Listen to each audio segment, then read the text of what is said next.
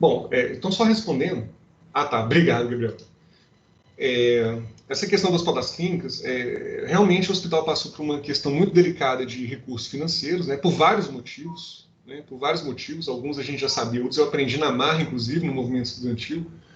Mas a questão é que se resolveu abrir para planos de saúde. Né, então, isso deu um certo alívio para o hospital, em termos financeiros, mas ao mesmo tempo foi se transformando em um problema para o hospital, porque diminuiu muito a visão de autonomia do hospital, né? E gerou o que a gente chama de dupla porta de entrada, que é uma coisa que a gente vai discutir de saúde suplementar. Até sou eu que vou fazer. O que é a dupla porta de entrada? Muitas vezes o público e o privado no Brasil competem pelos mesmos recursos. Então não existe uma tomografia, muitas vezes, para o SUS e uma tomografia para o privado. Muitas vezes é o mesmo aparelho, o mesmo tomógrafo, que vai ter duas filas, que vai ter a fila do SUS e a fila, né, dos planos de saúde. Qual fila que deve andar mais rápido? O que vocês acham? Privado. Então, mas se fosse regular, aí teria que falar que, por exemplo, era por ordem mesmo de pedido, né? Se fosse para regular certinho, teria que ser por ordem que foi pedido. Pois é, a questão é que se você bota essa ordem, ela também deixa de ser interessante para os planos de saúde, entendeu?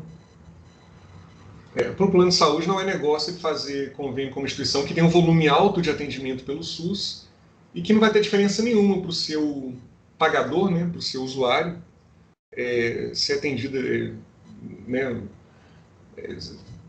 quer dizer, para ele não vai fazer tanta... Se a fila não fizer diferença, se não andar rápido, não é um ativo que ele vai poder vender. Né? É mais fácil fazer convênio com algum outro hospital, que ele possa realmente acelerar. Né? Então, eu acho que foram um pouco as duas coisas que aconteceram. Deixou de tornar interessante, né, para o hospital, né, pelo menos a discussão, a ameaça de tornar as filas iguais, e ao mesmo tempo não tornando, isso gera grandes questionamentos dentro do hospital. Né? Então, o hospital é aquela velha história, né? O hospital está vendido então o importante é só o plano do SUS, etc. Né? Então, é um pouco essa visão. Alguém tinha levantado a mão. Deixa eu continuo o raciocínio depois. Antes do Gabriel, alguém tinha levantado a mão e abaixou. Eu não sei se foi a Ananda, quem que foi? Foi a Riga, eu acho, Isabel Riga. Eu tinha levantado, mas era para falar da gravação mesmo. Mas aí já arrumaram. Ah, tá, não, então ok. Então, Gabriel, por favor. Professor, porque, por exemplo, no HC, muitas vezes a gente vê vários leitos sem estarem sendo utilizados, sabe? Às vezes vê como é? No quinto andar, né? Que tem as salas de cirurgia também subutilizadas, sabe? Provavelmente, tipo, quando era na época que tinha a aceitação do plano de saúde, você iria ocupar todo esse daí, porque é uma parte que é uma remuneração que você está deixando de ganhar, né?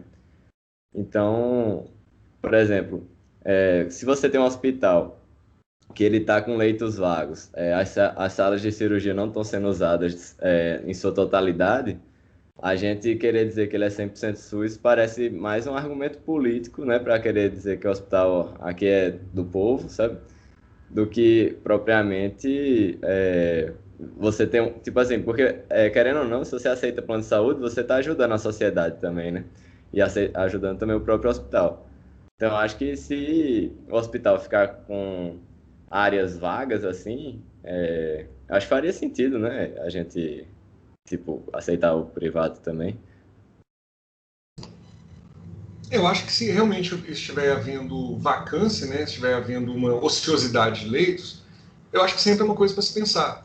Apesar de que a gente tem que entender por que está tendo essa ociosidade. Porque ela pode não ser, digamos assim, do fluxo em si, ela pode ser até por motivo de reforma. Né? O Hospital das Clínicas estava passando por uma reforma grande, até onde eu sabia, né? Assim, recentemente. Então eu não sei se é isso também, se faltou dinheiro para acabar de, né, fazer o acabamento, a Gabriela quer falar? Por favor, Gabriela. Ah, não, é só porque quando as últimas vezes que eu fui no hospital, os leitos que eu vi que estavam vagos era porque eles estavam bloqueados. Não era nem por uma questão de fluxo mesmo, foi porque o recurso foi cortado. Só para acrescentar aí na discussão. É, o professor falou isso com a gente também. Na verdade, gente, é até muito difícil você ter uma ociosidade, sabe, de leitos, por motivos de fluxo. Existe até uma lei, existem duas leis, vou tentar achá-las aqui na internet. Uma é a lei de Evans e a outra é a lei de Homer. Essas leis falam mais ou menos a mesma coisa, só que uma delas é mais direcionada para leito hospitalar. Fala o seguinte, que a quantidade, a ociosidade de leitos, ela tende a permanecer a mesma. Então, assim, se você aumentar em 20% seus leitos, se você tinha 3% de ociosidade, elas vão continuar sendo 3%, entendeu? Então, digamos assim, a ociosidade ela é meio que constante, tá? Para um determinado hospital. Eu vou tentar achar essa lei aqui. E também, assim, a lei de Homer fala que os serviços de saúde tendem a ser usados. Tá? Então, se você tem um serviço que atende a X pessoas, se você expandir, ele vai ser usado na mesma capacidade. Então, são mais ou menos a mesma coisa, só que uma mais restrita questão de leito hospitalar. Eu estou tentando achar aqui na internet. Evans Law. Quem fala dessas leis é o Eugênio Vilaça. Aqui, a lei de Homer. Eu achei a lei de Homer, deixa eu botar aqui. A lei de Homer, eu vou botar no chat, tá, gente, para vocês lerem aqui.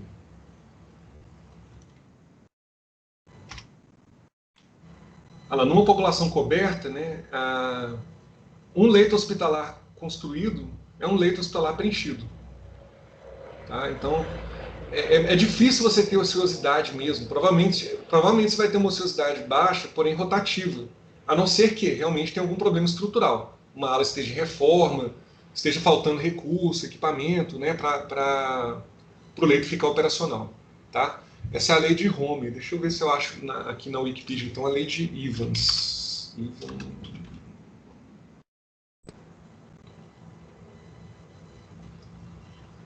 A lei de Evans eu não estou achando na internet, mas eu sei qual que é o autor que falou dela, depois eu procuro e mostro para vocês. Tá? Mas a questão importante é o seguinte, gente, a dinâmica em saúde ela é diferente dos setores, digamos, normais da atividade econômica. Tá? É muito diferente de você produzir um produto, né, um outro serviço. Por que existem essas diferenças? Porque a saúde tem algumas especificidades. Tá? Eu vou falar para vocês qual que é a mais clara delas. É a acumulação de tecnologia. O que significa isso? A maioria das atividades econômicas, né, o desenvolvimento industrial, uma tecnologia substitui a outra. Algum de vocês usa disquete ainda? Algum de vocês ainda tem televisão de tubo?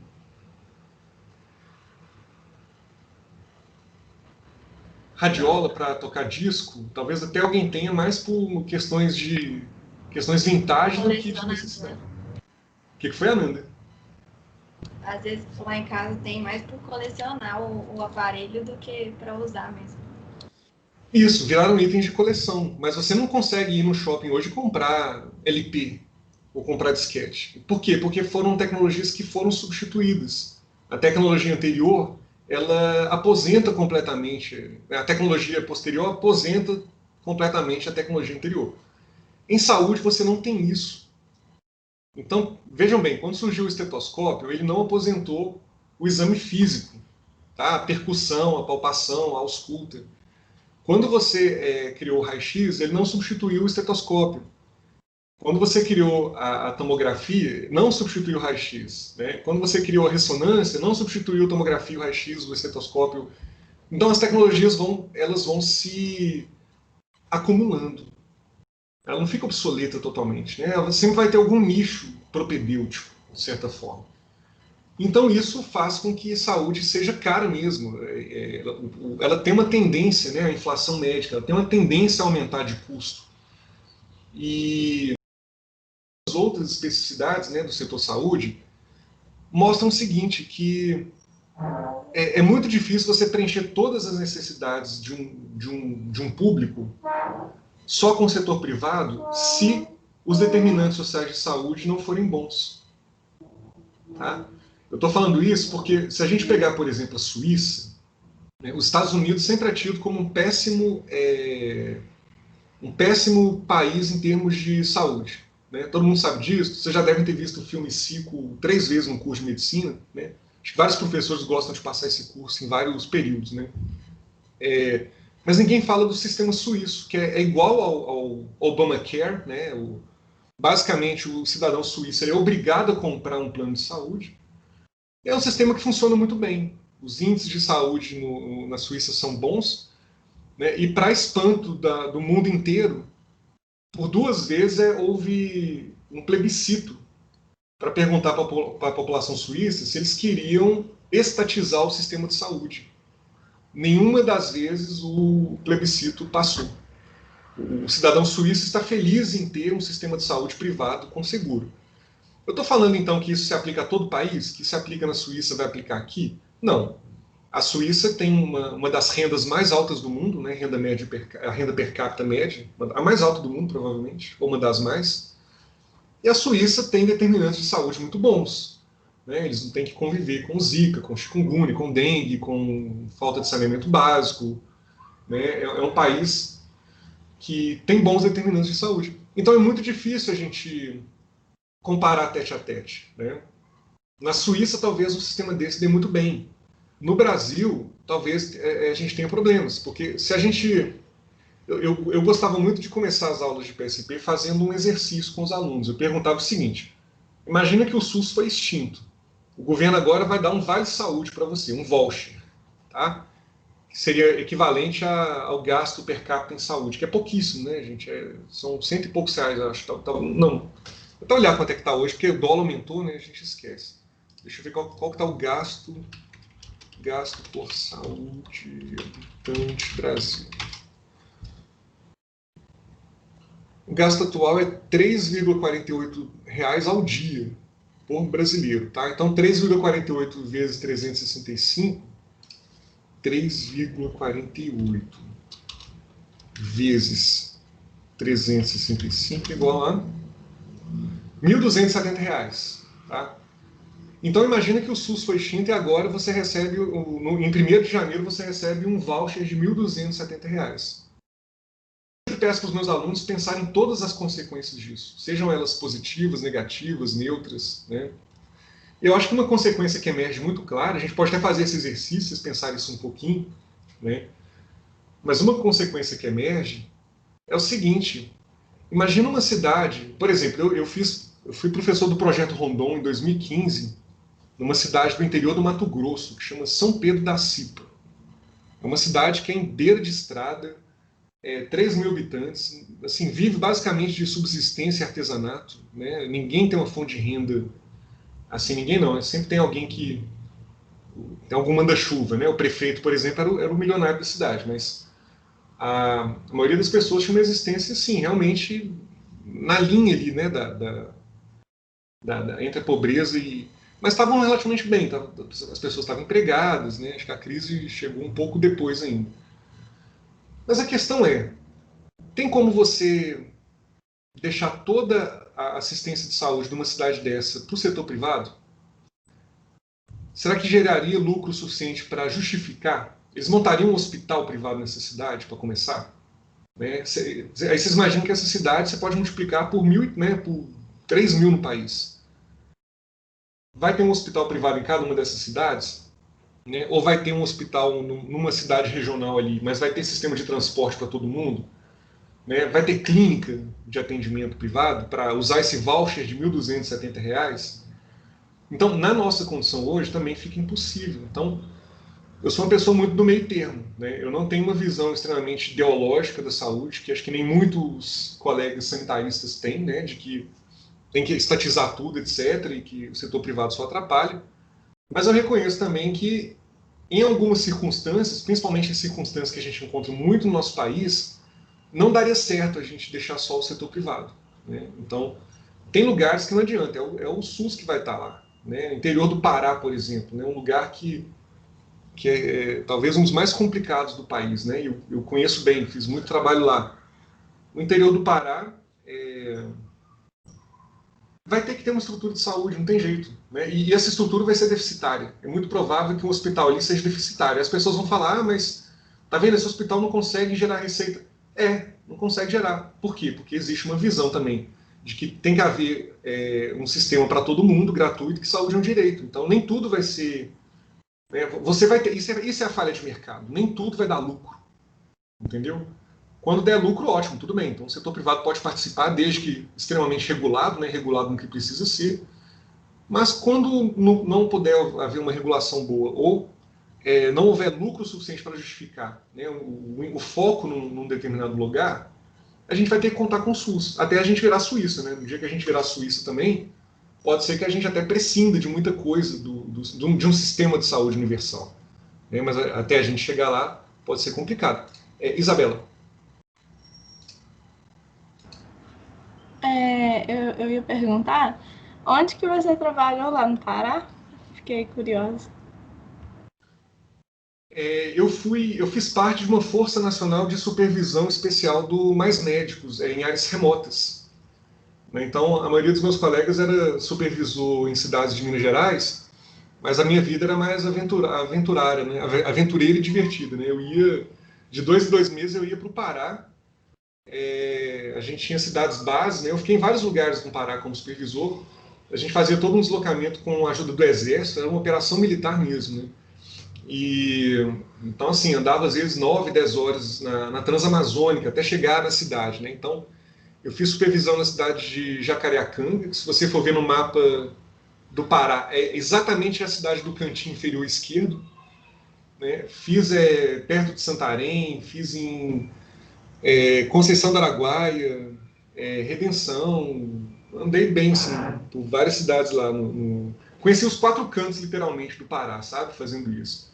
Eu fiz isso entre 2015 e 2019. Quando eu assumi a chefia do departamento, ficou difícil, né, de viajar uma semana a cada 2 meses. Né?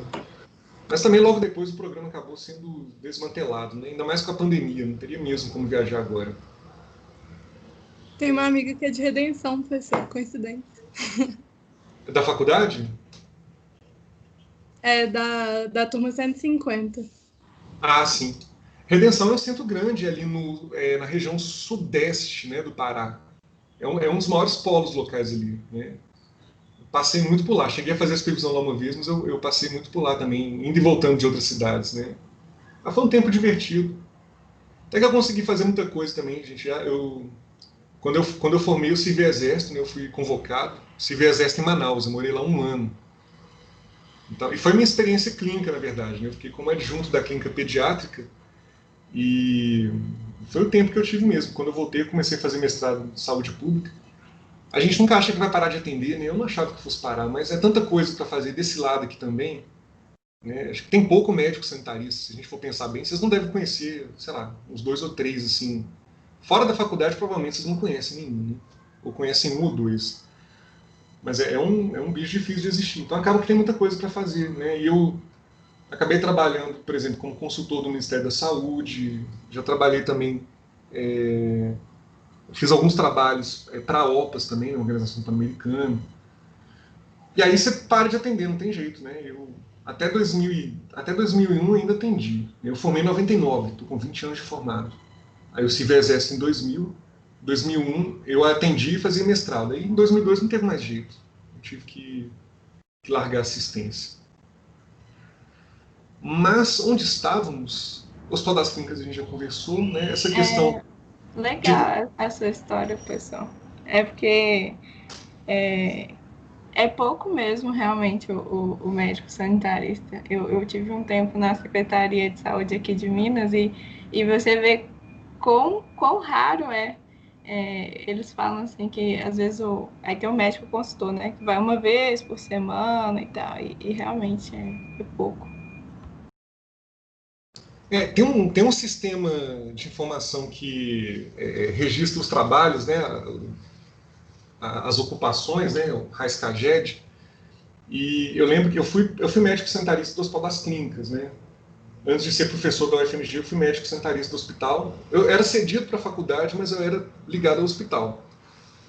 Fui isso por 8 anos. E nesses 8 anos eu aparecia no radar do RAIS-CAGED como médico sanitarista.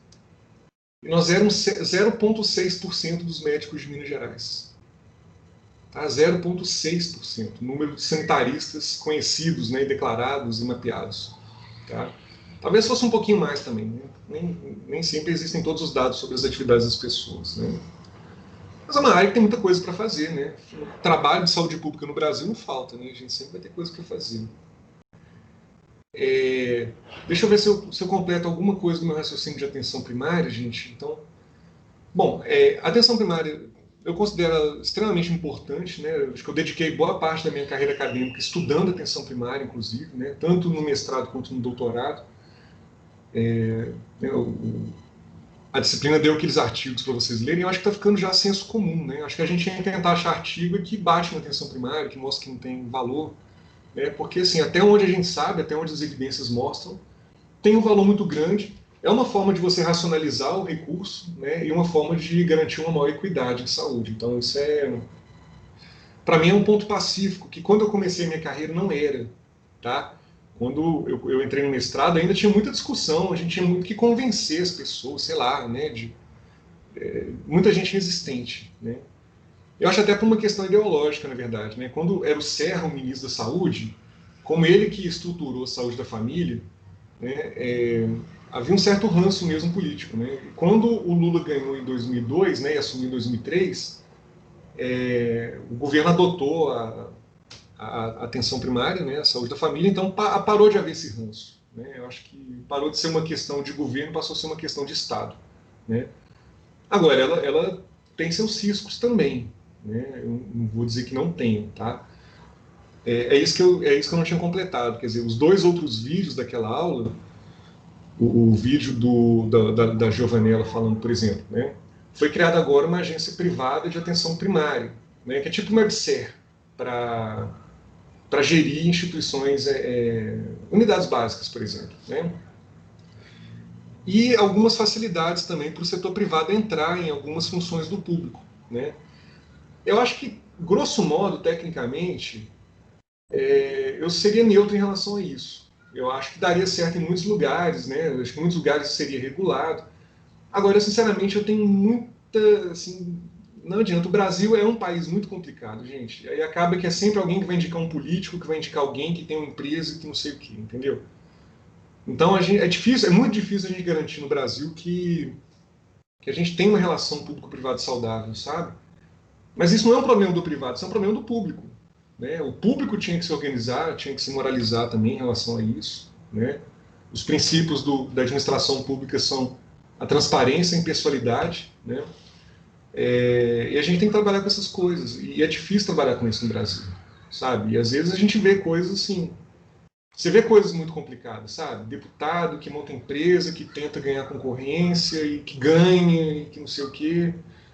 Então, as minhas restrições, né, com uma abertura maior para a saúde privada na atenção primária, não são pela atenção privada em si. Eu acho que o setor privado vai visar lucro mesmo. Isso é do setor privado. Né? E pode ter normas, pode ter uma missão institucional que seja mais do que isso, mas é o que vai reger as ações. Então, cabe ao setor público, na verdade, saber usar a força do privado e se proteger dos malefícios. Né?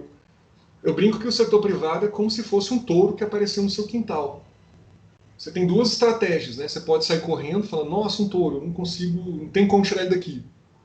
Ou você pode usar da inteligência e botar um cabresto ali, um arreio, e fazer ele, né, moer farinha, moer trigo para você. Né? Você pode botar ele para trabalhar a seu favor.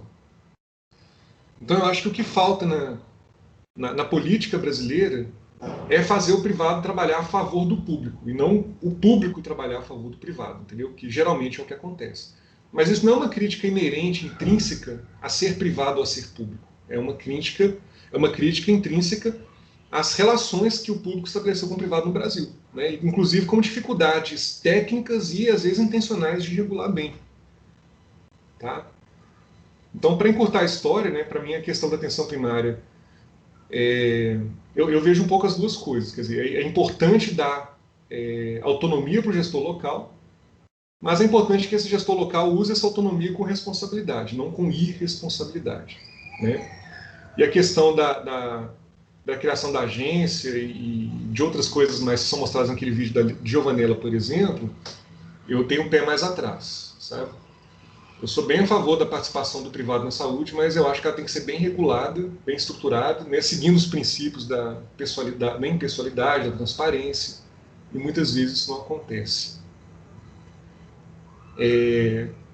Que mais, gente? Algum comentário sobre essa questão da atenção primária especificamente? Se vocês quiserem falar um pouco também de determinantes sociais, a partir do que a gente escreveu, né, do que vocês escreveram e do que eu escrevi depois, diga, Gabriela. Eu fiquei com uma dúvida, professor. Nesses vídeos da atenção primária, foi um argumento que não fez muito sentido na minha cabeça, foi a questão à crítica à mudança do financiamento, que aí passaria, você até tinha explicado um pouco, que antes era pelo número da população total, e aí passaria a ser pelo número de usuários. Assim, lógico que se passando pela toda a questão da burocracia, de registrar os usuários, não fez muito sentido para mim a crítica, no sentido que se conseguissem registrar todos os usuários e os recursos fossem destinados por usuário, sabe? Tipo, para mim, então, se o problema é se a renda diminuir, então o problema está no valor do repasse em si, e não pelo fato de ser por usuário, porque para mim faz lógica você passar um recurso para quem está usando, tipo, pelo número de quem, baseado no número de quem está usando. Não sei se deu para entender o que eu estou querendo dizer. Tá. Não, eu acho que entendi o seu questionamento. Vou tentar responder. Toda política tem vantagens e desvantagens, né? Como diz o Gastão Wagner, né, que é um sanitarista bem conhecido no Brasil, ele fala que a gente sempre tem que lidar com os problemas das nossas soluções. Então isso não quer dizer que a solução por si seja ruim ou mal intencionada, né? Eu acho que é muito possível a gente ver intencionalidade por trás disso. Quando você fala assim, agora eu vou dar o dinheiro, não é um PAB fixo por habitante, agora é só para quem está cadastrado numa unidade de saúde. Qual que é a intenção? A intenção é botar a população brasileira no radar das unidades de saúde. Porque realmente acontece, já vê gente que não está cadastrada, tá? Às vezes é por incapacidade da UBS, mas às vezes é por questões demográficas mesmo. Você tem, por exemplo, em áreas de fronteira, você tem uma grande rotação de pessoas. Tá? Áreas indígenas, por exemplo, né? Não sei se vocês sabem disso, mas a nação Guarani, né? A nação Guarani ela ocupa 4 países, né? Brasil, Paraguai, Uruguai e Argentina. E eles se movem livremente nesses 4 países, né? E muitos índios vêm para o Brasil porque sabem que aqui tem a saúde indígena, tem assistência na tribo, entendeu? Como todo mundo tem família em todos os lugares, eles vêm, eles rodam muito, né? Em outros lugares a gente vê muito isso também. Fulano voltou para o... Estava na cidade, voltou para o campo. Outra família acabou de chegar do campo, né? Fulano mudou para outra cidade porque teve emprego. Então, assim, às vezes é muito difícil, tem uma grande rotatividade na área. Então, às vezes, você tem que se mexer o tempo todo para conseguir manter o cadastro. Agora, por outro lado, alguém vai duvidar da importância de ter toda a população brasileira cadastrada e mapeada, né, e ligada a um centro de saúde? Eu acho que isso é extremamente importante. Eu não vejo isso como uma política malvada, mal intencionada, né? Agora, existe uma certa contradição com o seguinte: se realmente em alguns municípios houver diminuição do número de agentes comunitários, a gente tem que lembrar que quem faz o cadastramento é o agente comunitário. Então isso pode gerar um problema, quer dizer, o gestor vai ter que manter os agentes comunitários para fazer o cadastramento, vai ter que investir no cadastramento, vai ter que investir em informatização, né, por mais que exista um recurso, ele até falou lá, acho que 2 ou 4 mil reais, né? Não sai barato. Eu tinha um município de internato rural, né, até ano passado, até ano retrasado, na verdade, que era Bonfim. Eles tinham estimado em 45 mil reais, assim, coisas básicas de informatização para o município, né, que não seriam cobertas por nenhuma despesa federal. Né. Isso é um município de 5, 6 mil habitantes, gente, assim, não é pouco, sabe? Não é pouco. Então, assim, é importante realmente você cadastrar todo mundo, né? Mas a partir do momento que você determina que o financiamento vai ser por conta disso, né, você viu que o governo até deu um ajuste, deu um tempo para ajustar, né? Não sei como é que ficou com a pandemia, se ele foi revisto ou não. Mas tem tem que correr atrás do cadastramento, né? E algumas unidades vão ser tranquilas, né? A população é estável, se consegue cadastrar fácil, outras vão ralar muito para conseguir cadastrar, né? E principalmente se for em lugar que o gestor realmente tirar o agente comunitário, né? Aí vai virar uma contradição em termos, né? Você tem que ter mais cadastramento para ter mais recurso, mas você não tem agente para fazer isso, então você não vai ter mais recurso, não vai ter mais cadastramento. Pode acontecer também, tá? Vai acontecer em todos os lugares? Provavelmente não. Provavelmente a maioria dos municípios vai correr atrás do cadastramento. E uma coisa importante dessa política também, que eu acho que não foi muito contemplada nas falas do movimento sanitário, é o seguinte: foi uma política que os municípios participaram ativamente. Isso foi pactuado com os municípios, né, os representantes dos municípios, né, que são o Conselho Nacional dos Secretários Municipais de Saúde, então eles participaram dessa decisão.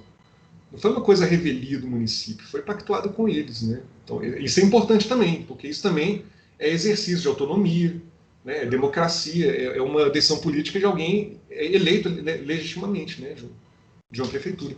Diga, Ana. É porque em relação ao ACS, eles podem ser mandados embora? Ou os que já estão, eles não podem ser mandados embora? Ana, vai depender muito da forma de contratação do ACS. Se for concurso público, você só consegue demitir se você comprovar que não tem despesa para manter. É a única forma de demissão, digamos assim, de um servidor estável, tá?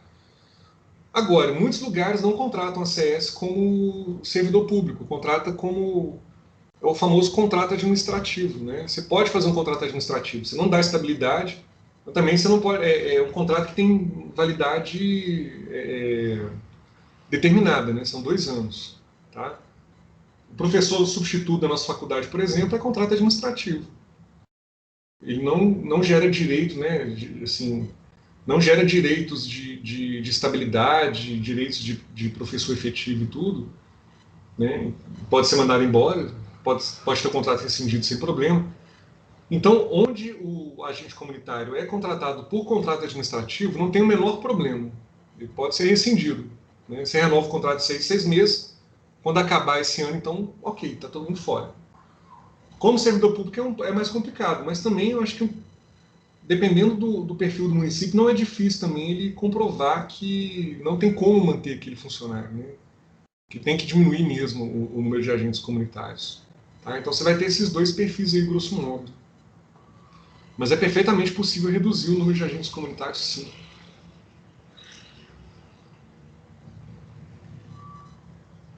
O que mais, gente? Mais alguma pergunta ou comentário sobre a atenção primária?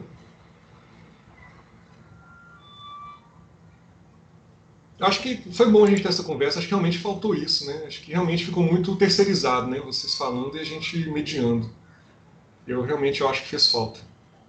E agradeço o feedback, eu acho que já vai ajudar a planejar o próximo semestre. A gente deve ter mais uns 2 semestres de ensino remoto, tá, gente? Pelo menos o nosso departamento, porque ele é mais teórico, né? Então a gente vai poder aprender também com o que a gente está vendo nesse semestre. Se alguém quiser falar alguma coisa também sobre a discussão de determinantes sociais, eu postei muita coisa lá nos grupos, né? Às vezes coisas iguais, às vezes diferentes também. Se alguém quiser fazer algum comentário ou alguma pergunta sobre alguma coisa que eu falei.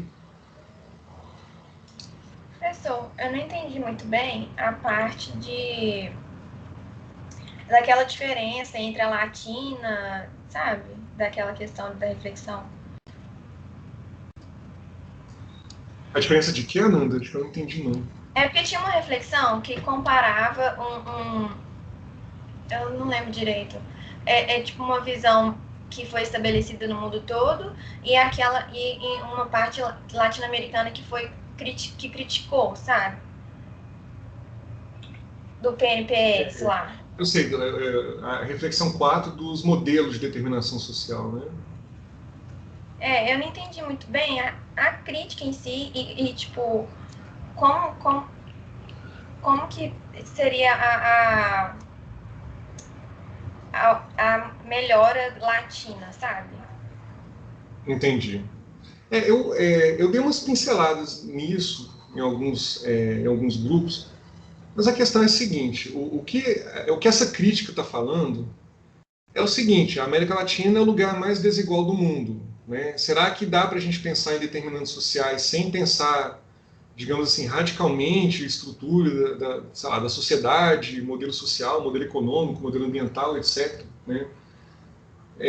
Acho que basicamente a crítica é essa, né?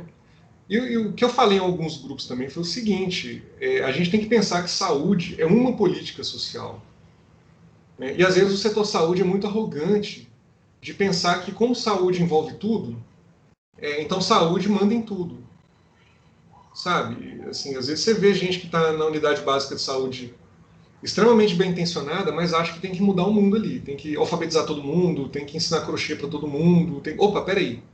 Não, isso não é saúde. Tá? Políticas sociais assim vão impactar na saúde? Vão, mas não é uma política de saúde. O que foi, Ananda? Não, eu também penso assim, tem coisa que não é direto, né? Pois é, não é direto, né? Então, assim, é porque quando você escreve um modelo de determinação social, você está tentando botar o lugar da saúde nisso, né? E o lugar da saúde nisso, gente, infelizmente ou não, ele é limitado, né? Se a gente conseguir fazer o básico bem feito, né? Se a gente conseguir, por exemplo, diminuir o número de adolescentes grávidas, né? E com isso também diminuir a mortalidade infantil, se a gente conseguir ter um cuidado maior com os usuários crônicos, né? Gente, isso já é uma mudança social, né? É lógico que não vai ser a única, ou não deve ser a única. Você pode ter outras, você pode ter outras iniciativas ali de assistência social e tudo, mas assim, eu imagino que é cada um no seu quadrado, sabe? As pessoas confundem intersetorialidade com todo mundo fazer tudo. Eu acho que intersetorialidade não é esse o conceito. É a saúde trabalhar em consonância, de forma articulada com a educação, com o abastecimento, com a segurança, né, com a economia, mas assim, não é fazer tudo que essas políticas fazem, sabe? Eu acho que esse é um grande equívoco do pensamento da saúde coletiva moderno, eu acho, sabe? E não sou só eu que faço essa crítica, não. Eu já vi outros autores também, assim, outros autores não, como se eu fosse um desses autores. Eu já vi autores falando isso também, sabe? Assim, opa, peraí, será que a saúde tem que fazer tudo? Né? Será que a economia não tem que fazer a parte dela, a segurança não tem que fazer a parte dela? A gente pode conversar, mas a gente não tem que fazer tudo, né? Eu vou dar um exemplo pessoal. Eu acho que essas horas são interessantes porque falta isso, né? A gente dá exemplo pessoal. Mas em 2005 eu fiz uma pesquisa para o Ministério da Saúde sobre promoção da saúde. E eu visitei 2 lugares. E foi uma experiência muito interessante para mim. Era uma pesquisa qualitativa, então era basicamente entrevistar as pessoas, fazer observação, né, direta. E eu fui para um bairro chamado Garcia, que é um bairro em Blumenau, Santa Catarina. Eu fiquei responsável pela região sul. Então eu fui para esse bairro chamado Garcia, que fica em Blumenau. É um bairro de colonização alemã. Eu também fui para... Eu fui acompanhar uma equipe de saúde indígena em Viamão, no Rio Grande do Sul. Por isso que eu estou falando dos Guaranis, né? Eu cheguei até a dormir na reserva deles lá no Rio Grande do Sul, etc. Mas a experiência de Blumenau, ela me ensinou muita coisa em relação a isso, sabe? Porque, teoricamente, o que eu fui investigar lá era um trabalho que foi mandado para um congresso e que falava assim: a Comissão Local de Saúde da unidade básica tal desse bairro é uma comunidade, é uma comissão local que trabalha de forma intersetorial. A gente tenta abordar todas as questões de segurança, de economia, de educação, não sei o quê.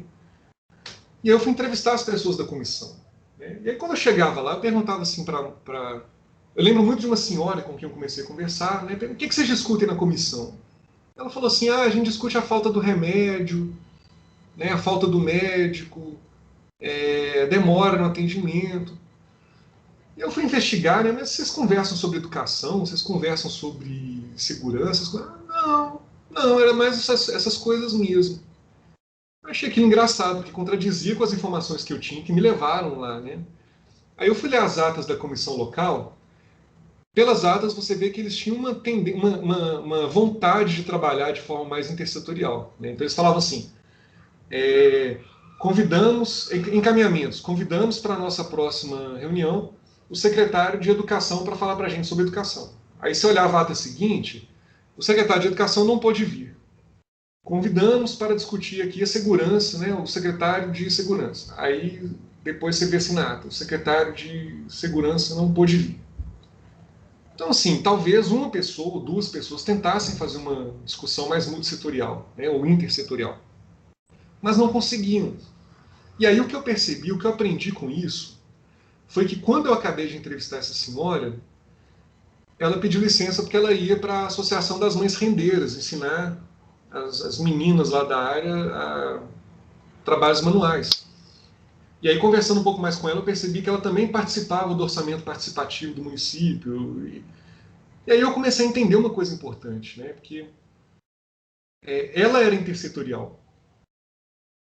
Ela entendia que ela tinha que trabalhar em diferentes políticas públicas, que todas eram importantes, mas quando ela estava na Comissão Local de Saúde, ela queria discutir a falta do remédio, era a falta do médico, era a demora do atendimento.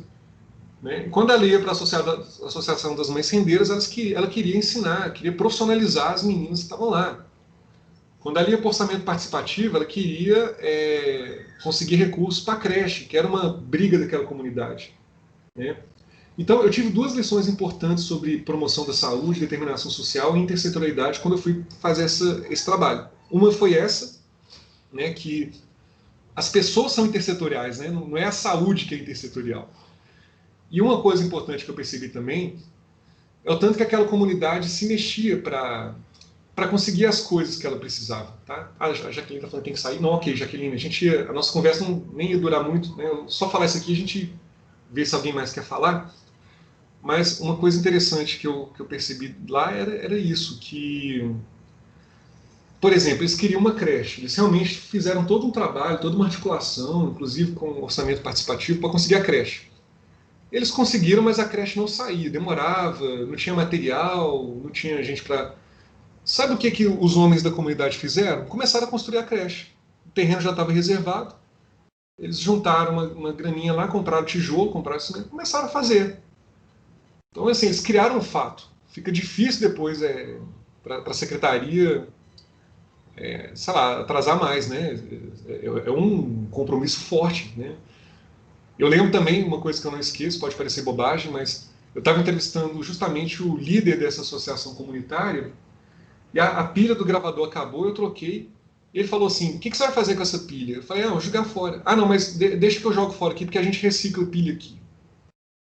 Eu falei, caramba, isso é muito interessante. Essa é uma comunidade que lida com seus determinantes de saúde, né? O conceito oficial de promoção da saúde da Carta de Ottawa é esse, é a comunidade ganhar mais capacidade para lidar com a sua saúde, né? Controlar mais os seus determinantes sociais. Então era uma comunidade que tinha essa visão, ela controlava mais seus determinantes sociais, né, do que a maioria das comunidades. Né? Acho que talvez tenha muito a ver com a educação, digamos, a formação alemã, né, o jeito de ser alemão, né, vão fazendo as coisas, eu fico esperando um governo fazer. Né, eu vejo muito dessa forma. Mas, assim, enfim, eu acho que determinação social da saúde envolve várias questões políticas e sociais que não são só saúde, né, abrangem várias políticas sociais, e o que as pessoas têm que fazer é lutar por essas políticas sociais como um todo. Né, que nem essa senhora lá de Blumenau. Né? Ela, no horário tal ela estava na saúde, no horário tal ela estava na educação, no horário tal ela estava no orçamento participativo. Ela entendia que tinha que ter diferentes políticas, né? E que não era fazer tudo na unidade de saúde como muita gente pensa. Né? Acho que muita gente tem essa visão. Vão na unidade de saúde mexer com saúde, segurança, etc. Acho que eu já comecei a ficar repetitivo. Né?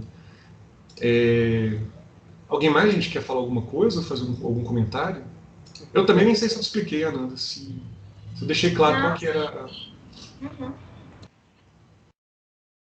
Professor, eu fiquei com uma dúvida, assim, eu não consegui clarear bem a diferença de política coletiva e política individual, política pública. Ah, tá. Esse pensamento é um pensamento clássico da promoção da saúde, que é o seguinte: quando você pensa em promoção da saúde, você tem níveis diferentes com os quais você tem que lidar. Né? Então, no nível coletivo, para diminuir o tabagismo, por exemplo, talvez a melhor forma seja você reduzir a propaganda, você aumentar a regulação, aumentar imposto, fazer restrições, independentemente do mérito dessa questão, que também foi discutida por vocês. Né? Mas o Estado tem esse direito, né, de intervir na vida do cidadão, né? Isso é uma outra discussão importante também desse assunto, né?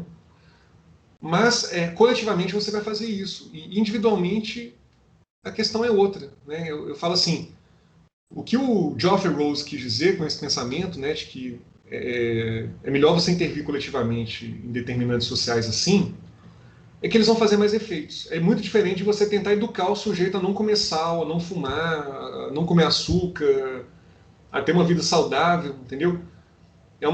A questão é a seguinte, a gente admitir um pouco que a gente supervaloriza a informação. A gente acha que se a pessoa é informada, ela vai adquirir bons hábitos de saúde. E isso é uma balela.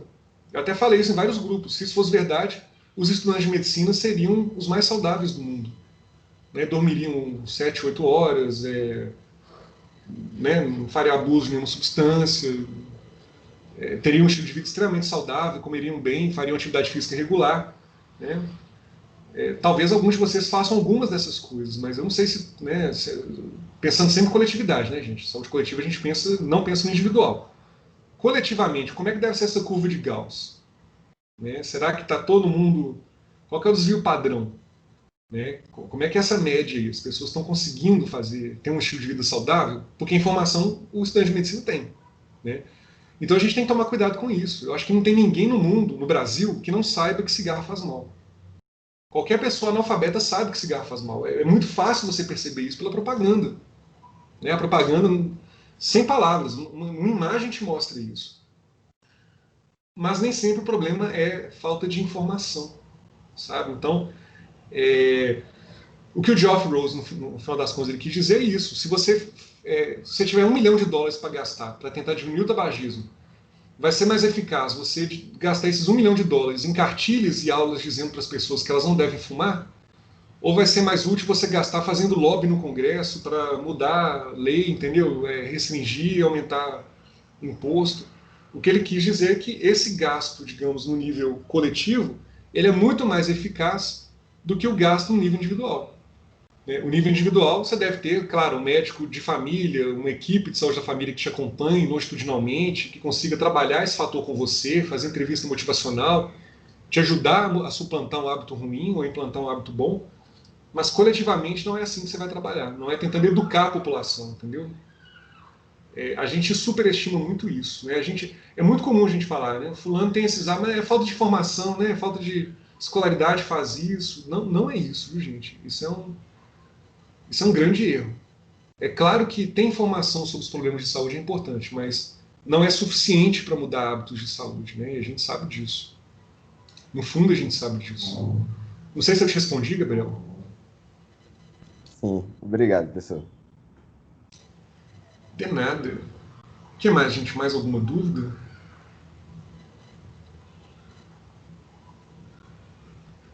Então, ok, gente. Então, nos reunimos de novo quarta-feira. Aí a gente marca às 9 mesmo, tá? A última quarta-feira do mês sempre tem congregação, né? Como chefe de departamento eu tenho que participar. Eu estou matando a congregação, na verdade, porque eu participei da primeira hora ali, mas a segunda já é mais tranquilo de faltar. Tá? Então a gente se encontra às 9 horas, ok? Para discutir a jornada da web. Qualquer dificuldade que vocês tenham aí na jornada da web, vocês me falam que a gente vai discutindo ao longo do caminho. Tá bom? Professor, aí não tem que apresentar nada, né? Não, a gente vai discutir. Vamos fazer que nem a gente fez hoje. Tá. Assim. Vocês vão falando o que vocês aprenderam, o que vocês acham. Eu vou falando também o que eu penso e a gente vai consensuando. Eu acho que é muito mais produtivo do que ficar tentando apresentar trabalho mesmo. Acho que vocês têm toda a razão nisso. Tá? O que vocês estão lendo não é para apresentar, é para subsidiar o que vocês vão discutir. Ok? Tá bom, obrigada. Ok.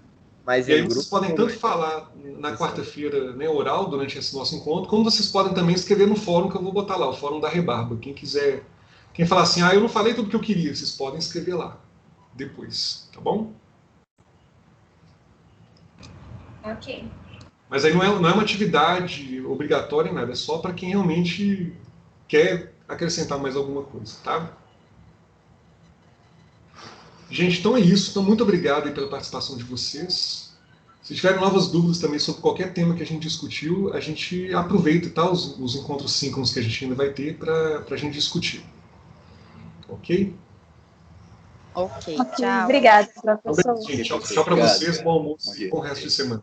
Obrigado, professor. Até mais. Obrigada, professor. Até mais. Obrigado. Boa semana. Obrigado, professor.